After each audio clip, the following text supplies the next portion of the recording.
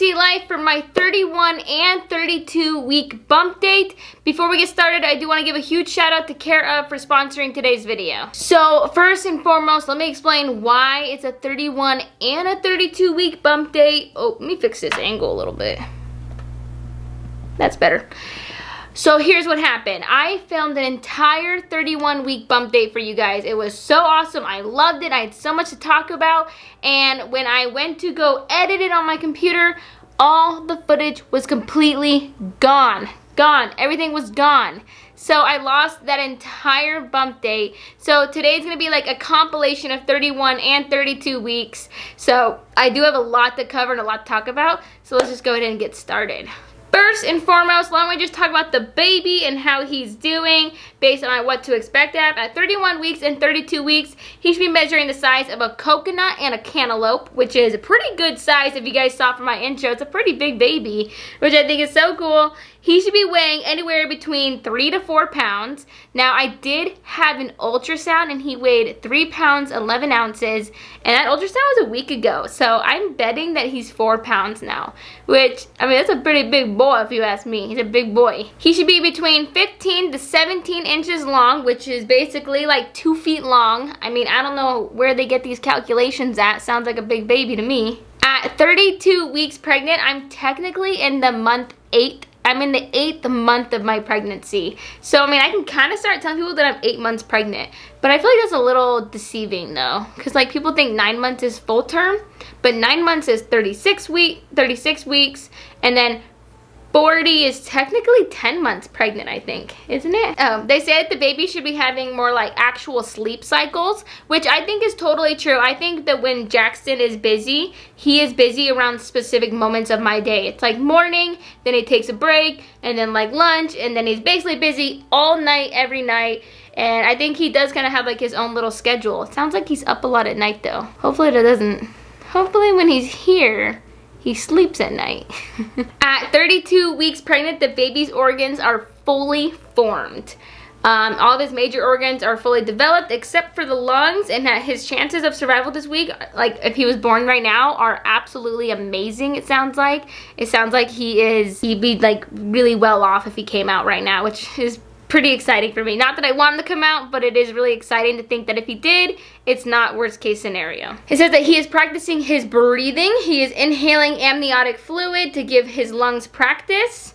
And bye-bye see-through baby. Apparently his skin was very see-through, and this week his skin is now opaque instead of transparent. Opaque. Now, I wanted to update you guys about my iron infusions that I got, because as you guys know, I went and got iron infusion, and I've now had a second dose of my iron infusions, and honestly, I think the iron infusions are like some of the best things to ever happen to me. I think I didn't know as a first-time mom, or like a first time being pregnant, I didn't know that all that exhaustion, fatigueness, dizziness could have been related to low iron. I just thought it was like, oh, I'm pregnant and this is just how you feel. And ever since I got those iron infusions, I've been having such a better time being pregnant. I mean, other than like my entire body hurting and my belly hurting, one less thing to worry about is actually I'm not nearly as exhausted as I used to be. I don't get dizzy or fatigued as much. I'm not as out of breath as I used to be, I think. I think the iron infusions were the best thing to ever happen to me. Although I will say my hospital trip was pretty rough though, because they had to put the iron inside me, and they had such a hard time finding my veins that they poked me in like every place before they could find it, which they blamed on my low iron because they said typically it's easy to find veins on pregnant women, but when you're this low in iron and this pale basically, it was really hard for them to find veins, but they did end up finding them. But this arm still hurts. Look at my arm, you can see the bruise. You see the bruise. I will be getting like retested and getting blood work done eventually, and we'll actually get an update on whether or not my iron and hemoglobin has gone up. And if it has gone up, that's really good. My doctor was mostly concerned about my iron and hemoglobin, not for the baby's sake, but for delivery's sake, because you lose a lot of blood. She's like, we want your numbers up so that you can replenish it and that you will not need like a blood transfusion or like pass out during your delivery. So it's a really big deal that we get my iron up, and hopefully when I get blood work done next week, everything shoots up. And I did tell you guys that I was switching prenatals, and I actually did, which actually brings me to today's sponsor. Care Of provides a monthly subscription box of personalized vitamins just for you. Care Of products are formulated with good-for-you, clean ingredients that are backed by science. My favorite part of Care Of is the way that they package their stuff, actually. I find it super clean and nice. So as you can see, I have my little pamphlet here that says Made for Cassie. This tells me all the vitamins I got, everything I have, what it does for me, and things like that. These are my actual vitamins. I'll take them out of the packet like this, and it has them all sitting right there. I have my collagen, which is really good for your hair and nails. I have my super berry, and I even have my tumbler. One of the biggest things that made me switch over to Care Of was their prenatals, because as you guys know, I'm really anemic, and Care Of's prenatals actually have iron in them, which is really important for me. I also got their vitamin B12, their vegan D, their zinc, their turmeric, and their collagen. But for these ones, I like them. It tells you which ones are which inside my little thing, and you guys can see which ones I have. But obviously the prenatals are my favorite and were the biggest selling point, because I know they're good for the baby, and they're giving us all the vitamins that we need. And I love that they have little quotes on here every time I take one out. I was like, hi Cassie, today's quote. It's so cute. The little things, guys. Obviously, one of the biggest reasons I switched to Care Of was because obviously I wanted iron in my prenatals, but I also really wanted to help with digestion. I wanted to help with my immune system and just like a positive attitude. And a lot of the ones that I got in here actually do that. Like the zinc actually helps me maintain a healthy immune system, which is really important right now. Care Of also has a holistic online quiz, which makes it easy to know just what vitamins and supplements you need to achieve your health and wellness goals.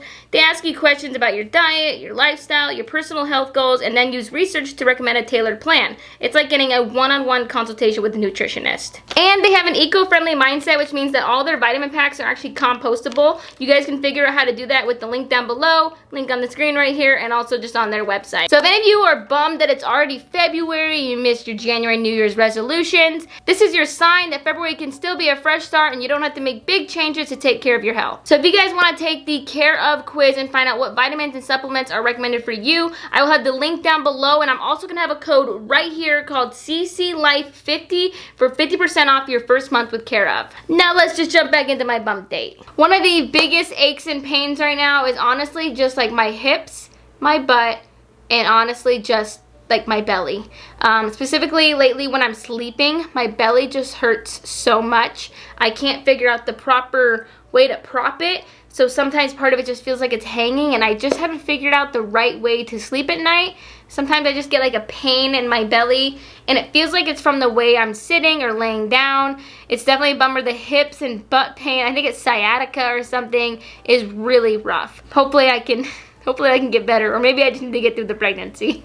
So if you guys don't know, I actually had an ultrasound last week, and since then I've seen my doctor, because this is a 2-week bump date basically. I had an ultrasound and it went so good. The baby measured 3 pounds 11 ounces, which you guys saw in my sign, 3 pounds 11 ounces, although I think he's more by now because that was last week. And yesterday my doctor let me know that that means he's in the 47th percentile. He's like some of his body parts are a little bit bigger and some of his body parts are a little bit smaller, but overall he averaged out around 50th percentile, which is perfect. I just love that. It really eases my heart so much to be like, his weight is good. Everything is measuring good now. Ever since I've gone back, she said my belly is measuring right on track. I've gained the proper amount of weight since then. So I'm really happy with the way that my ultrasound and my doctor appointments have gone. I did get some really interesting news from the doctor at my last doctor appointment, and it was talking about induction and being induced for labor eventually. And she brought up that she does not want me to go past 40 weeks pregnant, actually. Mostly just because of being high risk, and she thinks just for the safety of the baby and myself that I should be induced before 40 weeks. Part of me got really excited when she said that, because we are like less than 2 months from my due date, which is April 9th. And if she tells me that she really doesn't want me to go past 40 weeks, it means that Jackson will be here in less than 2 months, which is really exciting for me if we end up doing that. And I do think I am going to be following my doctor's orders, because just being high risk, I think just is for the safety of the baby, like she was talking about with how he's measuring and how things are going and having low PAP A and low iron. She just doesn't want to risk me going past that and having further complications or needing a C-section. So let me know what you guys think about that, because I thought it was really interesting that he'll probably be here in less than 2 months. It's no more ifs, ands, or buts. He'll be here by April 9th. Obviously, the goal is that I would love to have the baby naturally on my own without being induced. So hopefully before 39 weeks, my body just naturally goes into labor. But if not, induction doesn't sound like the worst thing. Let me know what you guys think though. If you guys ever heard of that and what you guys think about it. A lot of people have different feelings about how inducing is, and I'm still doing my research on it. And I think that's it for today's bump date. Hope you guys liked it. If you did, smash that thumbs up button. I feel like this was a really good bump day. I'm so bummed that I missed my 31 week, but we're just gonna mesh it all together here and call it a day. Again, make sure you guys go to the link down below and go to Care Of and use my code CCLife50 for 50% off your first month at Care Of. Link down below right here. And with that, we'll see you guys next time. Bye, guys.